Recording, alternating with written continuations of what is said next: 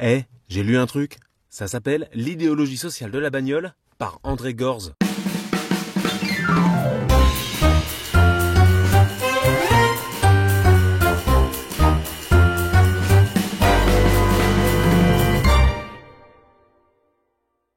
C'est paru la première fois en 1973 dans la revue Le Sauvage et qui fera l'objet d'une réédition en 2023. Pour André Gorz, le vice profond de la bagnole, c'est comme les châteaux et les villas. C'est un produit de luxe que rien, dans sa conception, ne destinait au peuple. Contrairement à l'aspirateur, la télé ou le vélo qui gardent leur valeur d'usage quand tout le monde en dispose, c'est un bien de luxe et donc ça ne se démocratise pas. Dans l'exemple de la villa au bord de mer, c'est assez facile de comprendre que si tout le monde dispose de sa propre villa personnelle, les villas seront si serrées et les plages si petites que du coup on en perd l'aspect luxe. Bah ouais, l'objet de luxe est dévalorisé par le fait que tout le monde en ait. Ah ouais, bah pourquoi on reconnaît pas la bagnole comme un luxe antisocial alors? On est attaché à la bagnole. On aime la bagnole. Et moi, je l'adore. Et le mythe des avantages de la bagnole persiste, alors que les transports publics leur seraient supérieurs en tout point, s'ils étaient généralisés. Au départ, à l'invention de la voiture, c'était censé permettre aux bourgeois de se déplacer plus vite que le peuple. Bah oui, parce que jusque-là, la charrette du seigneur et la charrette du paysan, elles allaient sensiblement à la même vitesse. De la même manière que tu voyages en première classe ou alors sur le toit du train, le train se déplace toujours à la même vitesse. En apparence, ça permettait une indépendance illimitée, que ce soit en termes d'itinéraire, de vitesse, d'horaire. Mais en réalité, le maître et possesseur de la voiture finit par devenir usager et consommateur. Consommateur qui dépend des marchands et spécialistes, que ce soit pour la carburation, les réparations, l'entretien, l'assurance, etc. Et du coup, il faudra pas longtemps pour que les magnats du pétrole y voient une aubaine. Si tout le peuple utilise des bagnoles, il faudra lui vendre de l'énergie nécessaire à son déplacement. Et c'est la première fois que les hommes deviennent tributaires pour leur locomotion d'une source d'énergie marchande. On promet donc au peuple ceci: vous aussi désormais aurez le privilège de rouler, comme les seigneurs et bourgeois, plus vite que tout le monde. Dans la société de l'automobile, le privilège de l'élite est mis à votre disposition.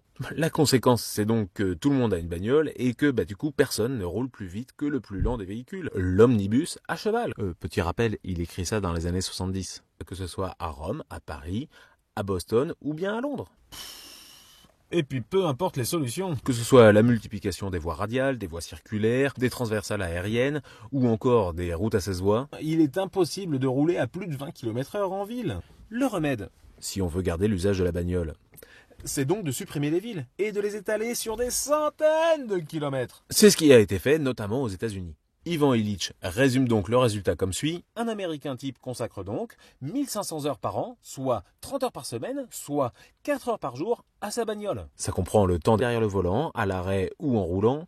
Ça comprend également le temps de travail nécessaire à l'achat de la bagnole, à l'achat du carburant, aux réparations nécessaires, aux assurances, à payer les impôts, au péage. Ce qui fait qu'un Américain type qui roule 10 000 km par an, qui consacre donc 1500 heures à sa bagnole tous les ans, consacre 1 heure pour parcourir 6 km. C'est à peu près la même moyenne que dans les pays pauvres privés d'industrie du transport. La conclusion, c'est que l'homme à pied couvre autant de kilomètres que l'homme à moteur en 1 heure, mais qu'il consacre 5 à 10 fois moins de temps pour ses déplacements que ce dernier. Quoi? Attends, comment c'est possible?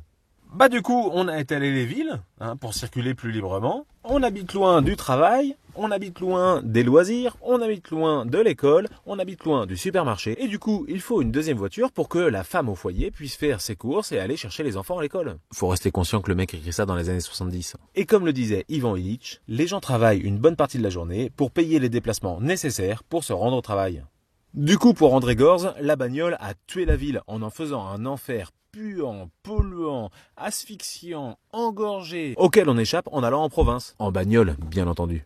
Ah mais du coup, pourquoi on n'en revient pas à d'autres modes de mobilité alors? Du coup, par sa démocratisation, la bagnole a supprimé les solutions de rechange. L'État capitaliste a laissé se dégrader, puis a fini par supprimer les liaisons ferroviaires entre les villes, banlieues et couronnes de verdure. Plus personne n'est libre d'avoir ou non une bagnole, puisque l'univers urbain et suburbain a été organisé autour de la voiture. Ah, du coup c'est mort, ça veut dire qu'on est condamné à continuer à utiliser la bagnole? Eh ben non, nous répond André Gorz. Il ne suffit plus d'offrir des moyens de transport plus commodes, il faut qu'on puisse ne plus avoir besoin de se faire transporter du tout. Pour ça, il faut qu'on puisse se sentir bien chez soi, dans son quartier, sa ville, sa commune, à échelle humaine, et qu'on prenne plaisir à aller à pied ou à bicyclette, au travail, à l'école ou faire les courses. Mais du coup, il faut que le quartier, la commune ou la ville redeviennent un microcosme modelé par et pour les activités humaines. Que tout cela redevienne des espaces où l'on travaille, s'instruise, communique, se détende et où l'on gère en commun le milieu de vie commune. Et voilà, c'était J'ai lu un truc.